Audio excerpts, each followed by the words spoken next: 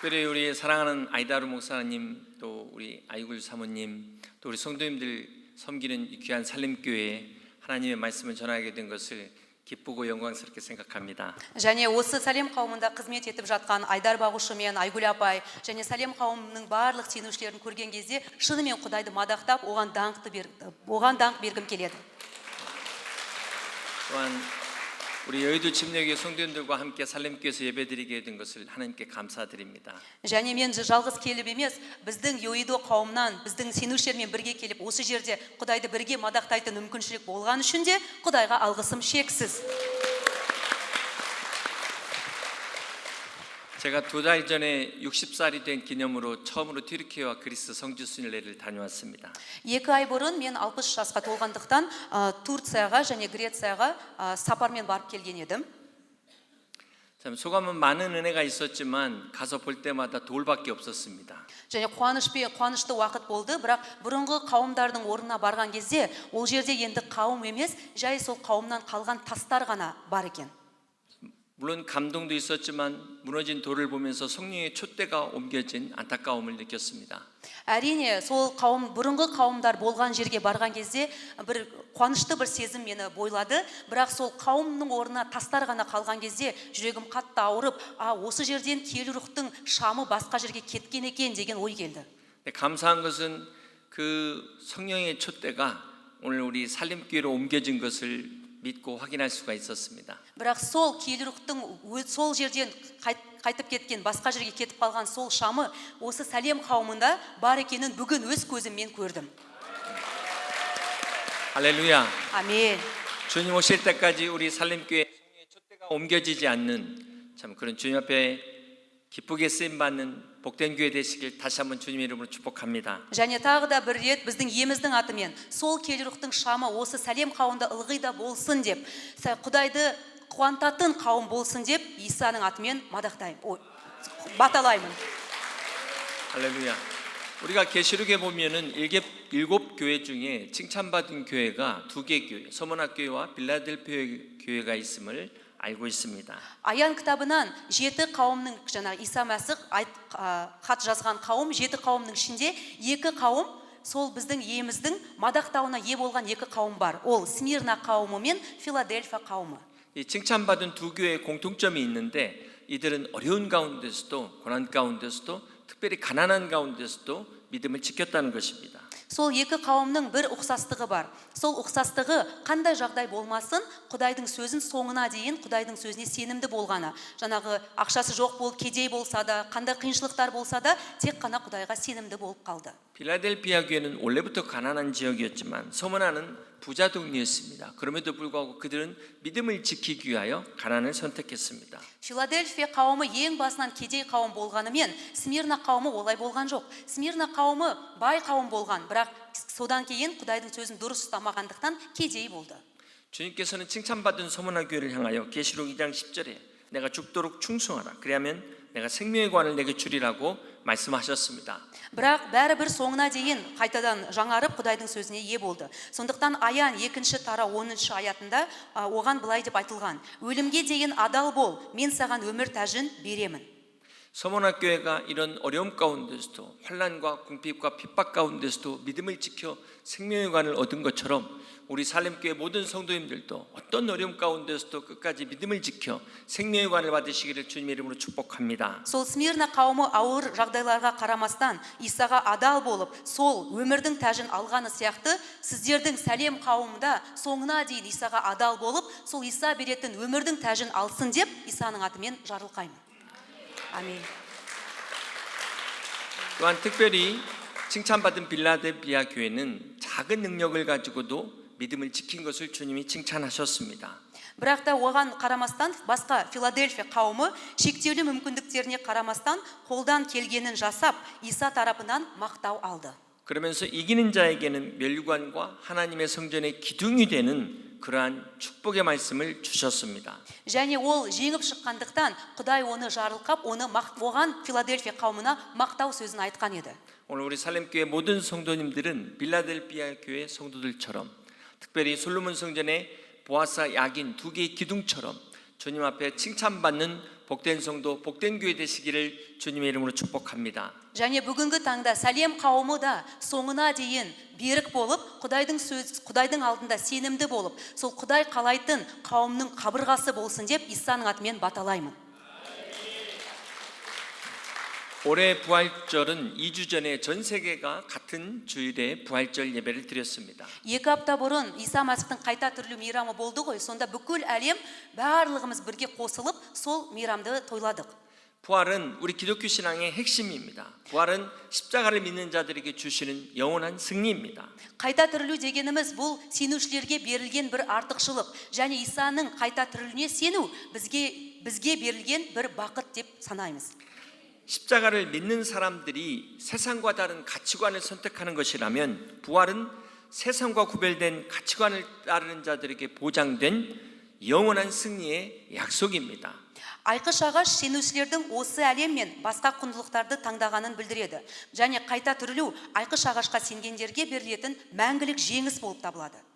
요한복음 11장 25절에 예수께서 이르시되 나는 부활이요 생명이니 나를 믿는 자는 죽어도 살겠고 무릇 살아서 나를 믿는 자는 영원히 죽지 아니하리니 이것을 내가 믿느냐고 말씀하셨습니다. Жохан жазған ізгі хабарда 11-ші тарау 25-26 аяттарда былай жазылған. Иса оларға: қайта тірілу мен шынайы өмір менмін.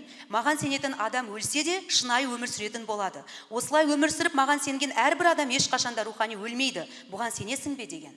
여러분 주님의 부활을 믿으십니까? Сіздер, қымбатты бауырластар, Исаның қайта тірілуіне сенесіздер ме? 아멘.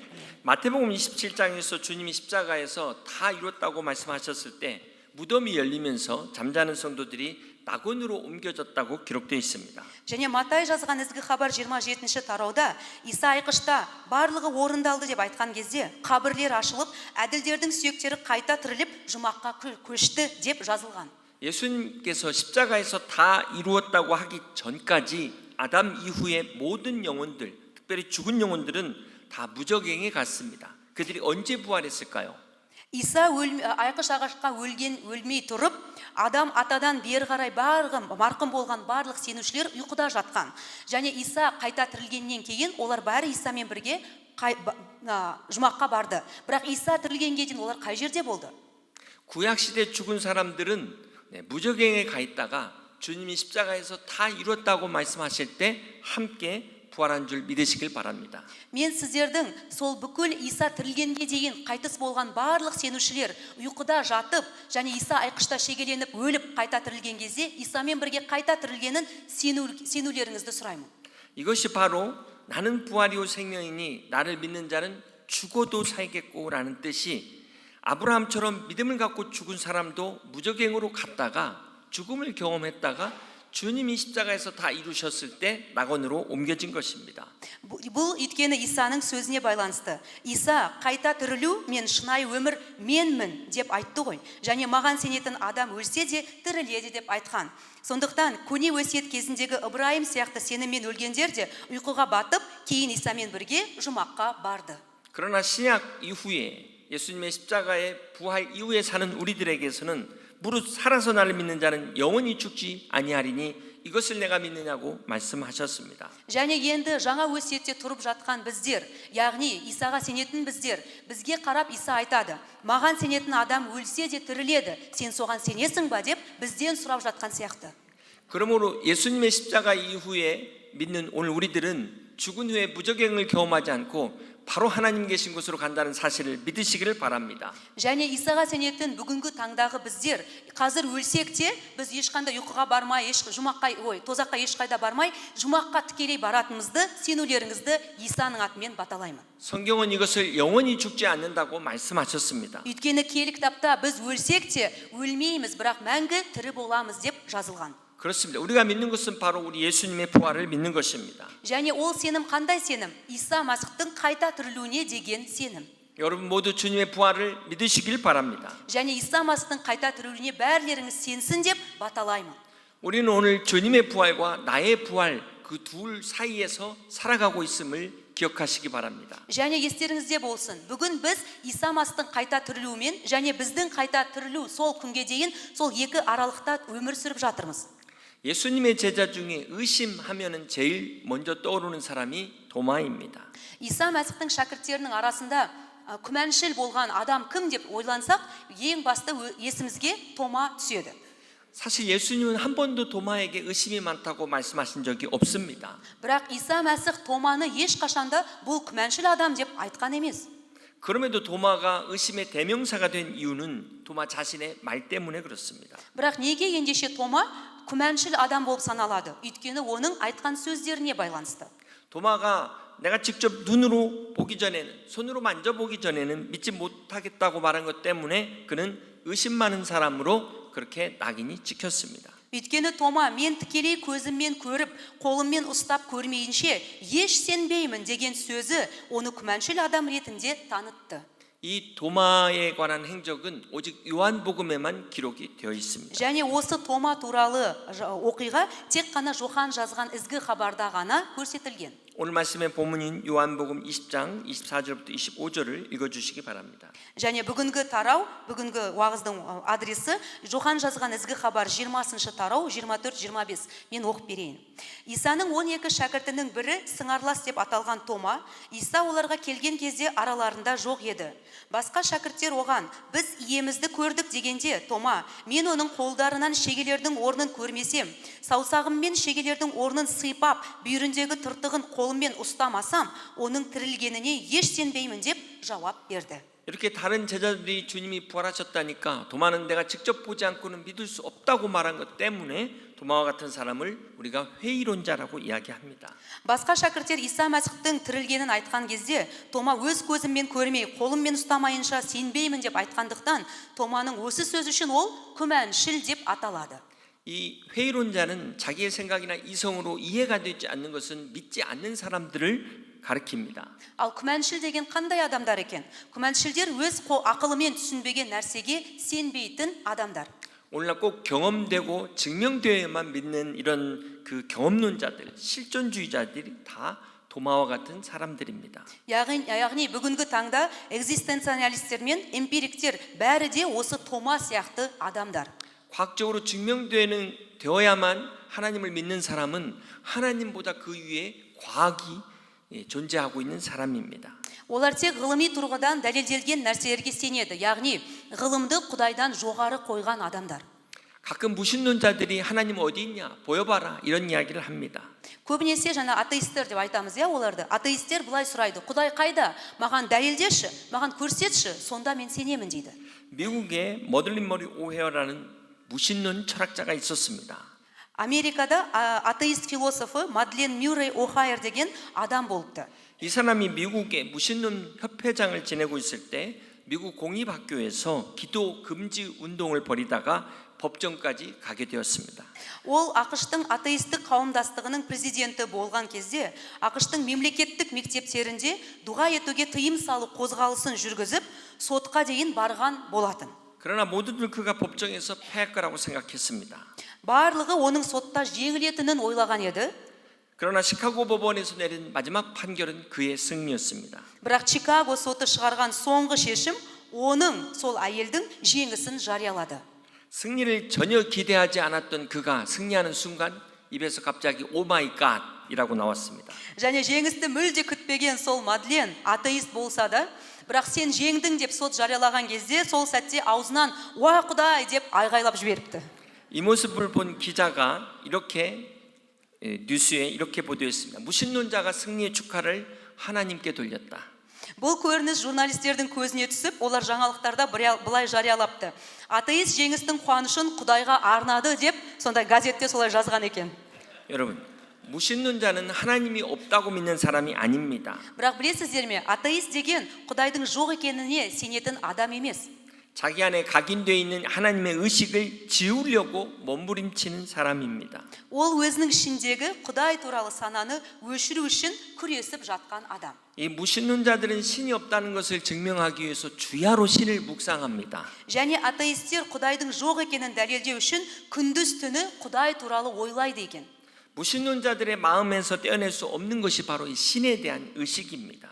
атеистердің жүрегінен ешқашан өшпейтін нәрсе Құдай туралы сана. 사람들의 논리는 보여봐라. 그러면 증명하면 믿겠다 이렇게 이야기합니다. және бұл атеистердің логикасы мынандай: алдымен маған дәлелдеші, дәлелдесең мен сенемін. 여러분 이 세상에 눈에 보이지 않지만 존재하는 것이 얼마나 많습니까? Білесіздер ме, осы әлемде көзге көрінбейтін, бірақ бар нәрселер қаншама көп. 네, 저희는 대한민국에서 왔습니다. Мен мысалғы қазір Кореядан келіп тұрмын, иә? 여기서는 대한민국이 안 보이지만 저희가 대한민국에서 온 것을 여러분 믿으시지 않습니까? Қазір осы жерде біз Кореяны көзімізбен көре алмасақ та, бірақ мен Кореядан келгеніме сіздер сенесіздер ғой, иә? 솔직히 이 물질 세계도 우리가 다 증명을 못 합니다. 그런데 어떻게 하물며 보이지 않는 영적 세계를 증명할 수 있겠습니까? Осы әлемде материалдық нәрселерді дәлелдей алмайтын нәрселер де бар. Бірақ та біз рухани нәрсені материал түрінде дәлелде деп айтсақ, ол қалайша мүмкін болады? 꼭 증명돼야만 믿겠다는 것은 정말 이건 비과학적인 정말 비이성적인 태도입니다. Маған тек қана дәлелде, көзіме көрсет, сол кезде ғана мен сенбеймін деген нәрсе шынымен сенімі жоқ дегенді білдіреді. 여러분 눈에 보여만 믿으면 여러분 뇌 보이세요? 우리 안에 있는 뇌가 눈에 보이십니까? Мысалға, ми, иә, біз адамның миы, біз өз миымызды өзіміз көре аламыз ба? 보여만 믿는 사람은 그 사람 뇌가 없는 사람이 되는 거 아니겠습니까? Сонда мен өз көзіммен алдымда көрмесем, сенбеймін деп айтатын болса, сонда ол адамның миы жоқ дегенді білдіреді ма? 내 눈에 보여만 믿는 사람은 한마디로 이거는 나보다 더 큰 존재를 인정하지 않는 겁니다. Өз көзіммен көрмейінше сенбеймін, дәлелдемесең сенбеймін дейтін адамдар, ғылымнан басқа ештеңкеге сенбейтін адамдар. 저는 이렇게 알마티 올 때마다 그 눈 덮인 산을 보면서 참 주님의 위대하심을 또 저희가 느끼게 됩니다. Алматыға келген сайын сіздердің үлкен тауды көрген кезде, вау, Құдай шынымен великий, ұлы дегені Құдайдың ұлылығын мен сезінемін. 이렇게 넓은 땅을 보면서 하나님의 살아계심을 어떻게 우리가 찬양하지 않을 수 있겠습니까? яғни сіздердің осы жайлау, үлкен, кең жерлеріңізді көріп, Құдайдың бар екенін мен өз санаммен түсінемін. Санаммен, ойыммен, сезіммен, қалайша осының бәрін көріп, Құдай жоқ деп біз айта аламыз. 우리가 겸손한 마음과 믿음을 가질 때 하나님이 살아계심을 우리는 깨닫게 될 것입니다. және біз кішіпейілділікпен Құдайдың бар екеніне сенетін болсақ, шынымен Құдайдың жасаған жұмыстарын көретін боламыз. 도마 같은 사람의 문제는 내가 경험해야만 믿겠다는 겁니다. Ал Тома сияқты адамдардың мәселесі не болды? Мен өзім тәжірибе ретінде көрсем, көзіммен көрсем, сол кезде ғана сенемін деген сол сөзі. 내가 이해해야만 믿겠다는 것은 이것은 하나님 앞에 지극히 교만한 것입니다. мен өзімнің ойыммен, өз санаммен сенсем ғана, білсем ғана, түсінсем ғана сенемін деген нәрсе сол адамның тәкаппарлығын білдіреді. 여러분 자동차 엔진의 구조를 다 이해하십니까? Мысалға машинаны алайық, иә? Машинаның барлық запчастиларын біз өзі түсіне аламыз ба? 근데 몰라도 다 운전하시잖아요. Біз машина қалай құрылғанын, оның запчастарын білмесек те, әйтеуір машинаны заводтап ары қарай жүреміз ғой, машина жүрсе болды, иә? 하나님도 마찬가지입니다. 오늘 도마의 문제는 요한복음 20장 24절에 12제자 중 하나로서 디두모라 불리는 도마는 예수께서 오셨을 때 함께 있지 아니한지라 말씀합니다. Құдайға байланысты да дәл солай. Бүгін жазылған жаңағы Йохан 20-24 аятта былай жазылған. Исаның 12 шәкіртінің бірі сыңарлас деп те аталған Тома, Иса оларға келген кезде араларында жоқ еді. 여기 보면 다른 제자들 다 있는 자리에 지금 도마만 없습니다. осы жерде қарасақ, барлық шәкірттері бірге отыр, бірақ тек Тома ғана жоқ екен. 십자가 사건 후에 도망갔던 제자들이 다시 모였는데 거기에 도마만 없습니다. яғни айқыш ағашынан кейін, айқыш оқиғасынан кейін барлық шәкірттер, қалған шәкірттері бірге жиналып отырған кезде, бірақ солардың біреуі Тома, олардың арасында жоқ. 이 자리에 도마가 없었다는 건 지금 도마가 혼자 방황하고 있는 겁니다. осы сол шәкірттердің арасында Томаның жоқ болғаны, Тома басқа жерде айдалада өзі жүр дегенді білдіреді. 지금 다 은혜 받는 자리에 있는데 지금 이 자리에 있어야 될 사람들 도마처럼 방황하고 있는 사람이 있는 겁니다. яғни сол рақым алатын сол жерде болу керек Тома басқа жерде жүрді. Біз де осы болу керек жерде болу керекпіз. Құдайдың рақымы бар жерде болу керекпіз. Сол жерде болмасақ, біз де Тома сияқты адасып жүреміз. 우리가 이렇게 예배드려야 될 자리, 기도해야 될 자리, 성경 공부에 있어야 될 자리에 있지 않으면 나중에 딴소리 하게 됩니다. яғни дұға етілетін сол орында біз болмасақ, Құдайдың сөзі жарияланған сол жерде болмасақ, немесе курстар, өмір курстары жүріп жатқан жерде біз болмасақ, біз сол рақымнан айырылып, содан кейін оқаш, басқа бір нәрселерді айтып жүреміз. 그러면 여러분 항상 예배 자리를 지키시고 기도의 자리를 지키시고 성경 공부의 자리를 지키시기를 주님의 이름으로 축복합니다. Сондықтан дұға жасалатын орын, Құдайдың сөзі жарияланатын орын, жаңағы өмір курстары жүретін орында сіздер болуларыңызды Исаның атымен баталаймын. 이 일이 있은 지 8일 후에 주님께서 제자들과 도마 앞에 나타나셨습니다. 8 күннен кейін қайта тірілген иеміз шәкірттермен Томаның алдына келді. 요한복음 20장 26절부터 27절을 읽어주시기 바랍니다. Ары қарай мен оқиын. Жохан жазған 20 тарау 26-27. Бір аптадан кейін Исаның шәкірттері тағы сол үйге жиналды. Олармен бірге Тома да болды. Есік бекітілген еді, бірақ Иса кіріп келіп, орталарына тұра қалды да, сендерге амандық пен тыныштық болсын деді. Содан кейін Томаға, менің қолыма саусақтарыңды тигізіп қара, алақаныңды бүйіріме қой, және сенімсіз болмай, сенетін бол деді. 우리 주님께서는 의심하는 도마를 지금 나무라지 않으시고 손에 못자국을 보여주시면서 믿음을 갖도록 도와주십니다. Иса сол күмәнданған Томаға еш кінәламады оны. Ол керісінше қолындағы жараларын Томаға көрсетіп, оған сенімге келуін айтты. 또 그것도 못 믿어? 뭐라고 하지 않으셨습니다. Яғни, сен мені көріп тұрсың ғой енді, соғанда әлі сенбейсің ба? деп Иса оны сөкпеді. 이때 도마가 28절에 대답하여 이르되 나의 주님이시오 나의 하나님이시니라 고백합니다. және 28 аятта Тома енді Исаға, ием менің, құдайым менің деп оған мойын сұнды. 도마가 주님 앞에 무릎 꿇고 나의 주님 나의 하나님이시라고 두 손을 들고 항복합니다. яғни Исаны көргеннен кейін Тома Исаның алдында басын иіп, ием менің, құдайым менің деп айтып оған толықтай ол Исаны мойындады. 어쩌면 도마는 이 8일 동안 예수님의 부활을 믿지 못해서 의심하고 고민하고 갈등하고 번민의 시간을 보낸 후에 부활하신 주님을 만나고 이 고백을 하게 된 것입니다. Тома Иса Мәсіхтің тірілуіне сенбей, сол 8 күн бойы күмән арасында жүрген еді. Күмәнданып, қиналған еді. Бірақ қайта тірілген Иса енді Томаның алдында келген кезде, сол Исаны көріп, енді ол сол Исаны мойындап, өмірін соған бағыштаған еді. 놀라운 사실은 이렇게 의심이 많은 회의론자인 도마가 부활하신 주님을 만나고 순식간에 변화가 된 것입니다. осындай Тома қайта тірілген иемізбен кездесіп, енді ол сенуші адамға айналды. 이 도마가 인도까지 가서 부활의 주님을 증거하다 순교합니다. осы Тома енді содан кейін Үндістанға дейін барып, Иса Мәсіхтің тірілгені туралы куәлік айтып, сол жерде қаза тапқан. 도마는 AD 1세기에 언어도 다르고 문화도 다른 저 인도에 가서 복음을 전했습니다. сол 1 ғасырда Тома тілі, мәдениеті айтарлықтай өзгеше болған сол Үндістанға барып, Исаны жариялап, сол жерде шейіт болған.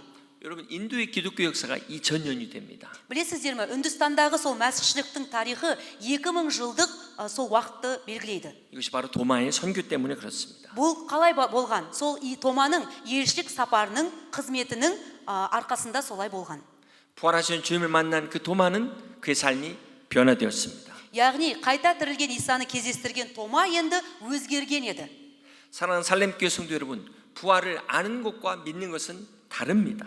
қымбатты бауырластарым, Исаның қайта тірілуіне соны білу және соған сену бұл екі басқа нәрсе. 부활은 머리로 아는 것이 아니라 삶으로 믿는 것입니다. және қайта тірілу біз бұны ойыммен сезіп тұрмын, ойыммен біліп тұрмын деген нәрсе емес. қайта тірілу бұл біз сенетін нәрсе. 사람이 2번 태어나면 1번 죽고 1번 태어나면 2번 죽는다는 말이 있습니다. адам 2 рет туылса 1 рет өледі, ал 1 рет туылса 2 рет өледі деген сөз бар екен. 예수를 믿고 거듭난 사람은 첫째 사망, 영과 육이 분리되는 그것만을 경험합니다. Иса Мәсіхке сеніп қайта туылған адам бірінші өлімді, яғни жан мен тәннің бөлінуін ғана бастан өткереді. 그러나 믿지 않는 사람들, 거듭나지 못한 사람은 진짜 자신의 이제 영혼이 지옥불에 들어가는 둘째 사망을 경험하게 되는 것입니다. ал қайта туылмаған адам шын мәнінде өз жанын екінші өлімге, яғни тозаққа түсіретін болады. 요한복음 20장 29절에 보면 예수께서 이르실 때 너는 나를 본고로 믿느냐? 보지 못하고 믿는 자들은 복되다고 말씀하셨습니다. Жохан жазған 20 тарау ары қарай 29 аятта Иса Томаға былай дейді: Тома, сен мені көргендіктен маған сеніп тұрсың, ал мені көрмесе де сенетіндер бақытты деп жауап берді. 오늘 우리가 주님을 만나는 경험도 중요합니다. 그러나 도마처럼 보지 않고 믿을 수 있는 저와 여러분 되실 수 있기를 주님의 이름으로 축복합니다. Осы Құдайдың рақымымен біз Құдайға сенгеніміз біз үшін өте бақыт және Құдайдың жарылқауы. Бірақ Тома сияқты көрмесе де сенетін адамдар бақытты деп Иса айтты. 도마의 믿음의 고백은 많은 의심에도 불구하고 그 의심을 굴복시키고 나의 주님이시오 나의 하나님이시라고 고백한 것입니다. Тома ең басында күмәнді болды, Исаның қайта тірілгенін өз көзімен көрмегендіктен күмәнданып жүріп, сол күмәні үшін қиналған еді. Бірақ қайта тірілген Исаны көрген кезде Тома енді сөзбен айта алмайтын бақытқа ие болды. 사랑하는 살렘교회 성도 여러분, 하나님께서 여러분 안에 그 믿음 없음을 이해하시고 나무라지 않으십니다. Білесіздер ме, құрметті сәлемнің бауырластары, егер де сізде күмән болса, егер де әлі де сенім болмаса, Құдай сізді сөкпейді. Құдай сол үшін сізді еш ұрыспайды. 혹 여러분 안에 아직 이 부활이 믿어지지 못하신 분이 있다면 도마처럼 주님 앞에 겸손하게 나갈 때 부활하신 주님께서 여러분을 찾아주실 줄 믿습니다. Бірақ та Тома сияқты күмәніңіз болса, сол Құдайға келіп, жүрегіңізді ашып, мен күмәнданамын деп айтатын болсаңыз, маған көмектесші, сенуге көмектесші деп айтсаңыз, Құдай Томаға көмектескен сияқты сізге де көмектесіп, сізге де сол сенімді береді. 오늘 살렘교회 찬양을 통해서 영광 받으신 하나님께서 여러분의 심령 가운데 함께 하셔서 오늘 또 하나님의 음성을 들려주시고 주님의 살아계심과 부활이 믿어지는 은혜를 주실 줄 믿습니다. және Құдай осы таңда сіздерге сол сенімді беріп, сенім жоқ болса, сенімді беріп, сеніміңіз бар болса, сол сенімді ары қарай нығайтатынына мен сенемін. 이 시간 제가 주님의 이름으로 여러분을 초청하길 원합니다. Ал қазір біздің иеміздің атымен сіздерді дұға етуге шақырғым келеді. 제가 하나님의 이름으로 여러분 콜링할 때 같이 한번 기도하시겠습니다. Қазір мен дұға етуге шақырайын, сол дұғада бәріміз бірге дұға етейікші.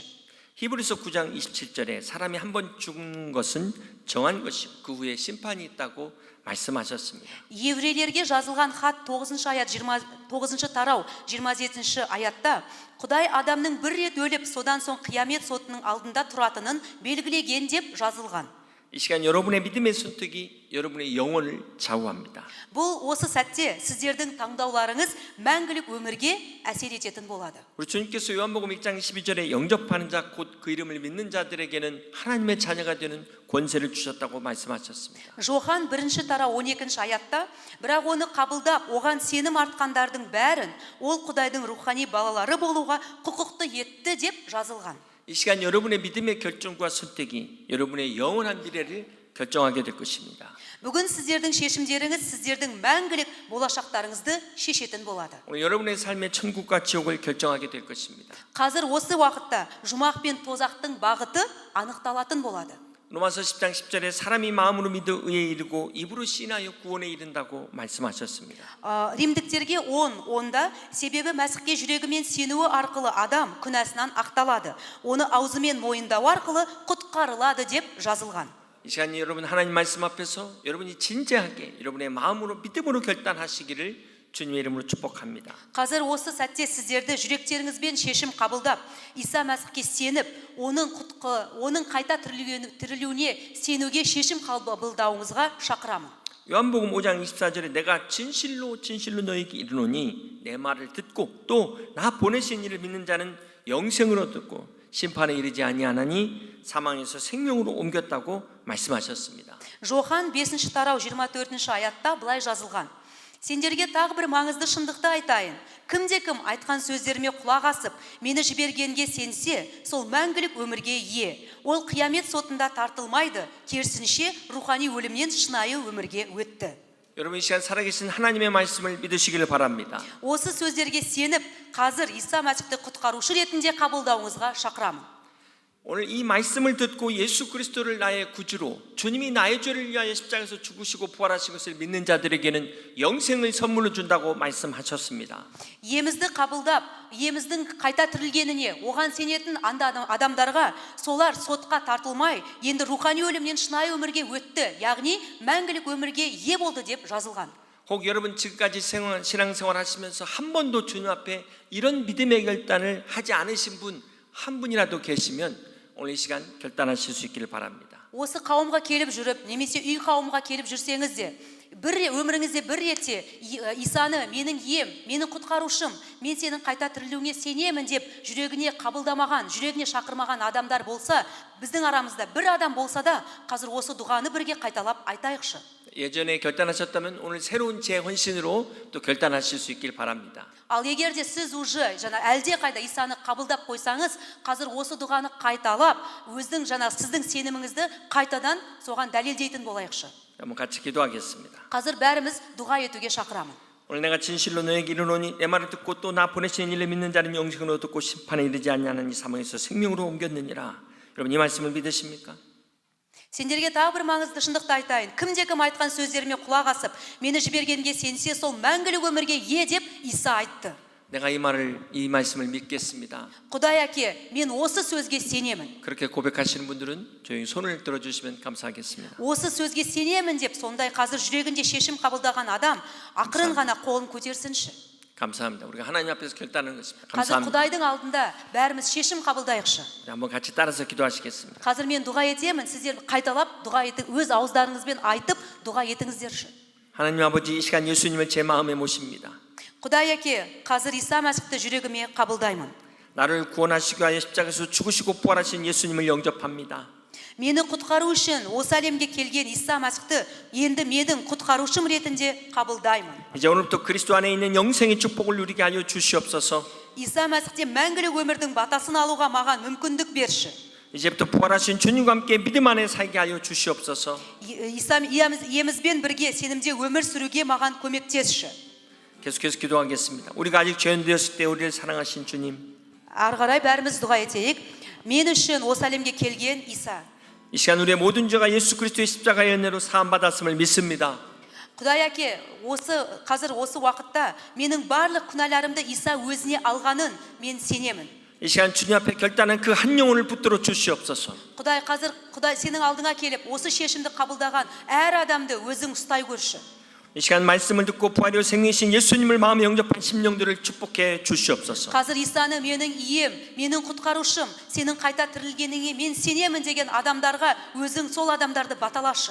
오늘 부활하신 주님 안에서 영생의 축복을 누리는 믿음의 삶을 살게 하여 주시옵소서. осы уақытта сенімен кездесіп, сені өз жүрегіне қабылдаған адамдар енді мәңгілік өмірге сенімен бірге болуға өзің көмектесші.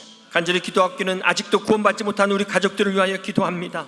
Құдай әке, және біздің әлі де құтқарылмаған отбасы, туысқандарымыз үшін дұға етеміз. 아직도 이 복음을 모르는 우리 친구들, 우리 주변에 있는 그 영혼들을 위하여 기도하는 우리 되게 하여 주시옵소서. әлі де Исаны танымайтын, Исаға сенбейтін біздің достарымыз, біздің маңайымыздағы адамдар үшін дұға етемін, Құдай. 우리 살렘 교회가 성령의 촉대가 옮겨지지 않고 날마다 주님께 영광 돌리는 귀한 교회 되게 하여 주시옵소서. Құдай әке, сен өзің сәлем қауымды жарылқай көрші. Сәлем қауым ылғи да сенің алдыңда, сенің қайта тірілуіңе сеніп, саған сенімді болуға көмектесе көрші. 이 성전에 들어오는 영혼마다 부활하신 주님을 만나는 도마와 같은 믿음의 역사가 일어나게 하여 주시옵소서. осы сәлем қауым арқылы қайта тірілген Исаның күші біз арқылы басқа әлемге, осы әлемге көріну үшін өзің көмектесе көрші. 우리 살렘 교회를 통하여 부활의 증인들이 넘치게 하여 주시옵시고 알마티가 변화되고 카자흐스탄이 변화되게 하여 주시옵소서. сәлем қауым арқылы қайта тірілген Иса осы Алматы тұрғындарына, Қазақстан тұрғындарына көрінетін, жарияланатын болсыншы. 우리 아이다르 목사님을 비롯한 교회 모든 리더십들이 부활의 능력으로 함께 하여 주셔서 부활의 증인된 삶을 사는데 부족함 없게 하여 주시옵소서. Айдар бағушының сөзі арқылы, оның қызметі арқылы сәлем қауымы соның артынан жүріп, осы сенің сөздерің осы әлемге жария болсыншы. 우리 살렘 교회를 통하여 부활의 증인된 삶을 통해 하나님께만 영광 돌리는 귀한 주의 교회 되게 하여 주시옵소서. осы сәлем қауымның барлық мүшелері қайта тірілген Исамен кездесіп, мәңгілік өмірге ие болып, сенің артыңнан соңына дейін сенімді жүрсе екен. 감사드리며 예수님의 이름으로 축복하며 саған алғыс 기도하옵나이다. айтып, біздің иеміз Исаның атымен дұға етемін. 할렐루야. 우리 주님께 금박수. Аумин. Құдайға алғысты білдірейікші.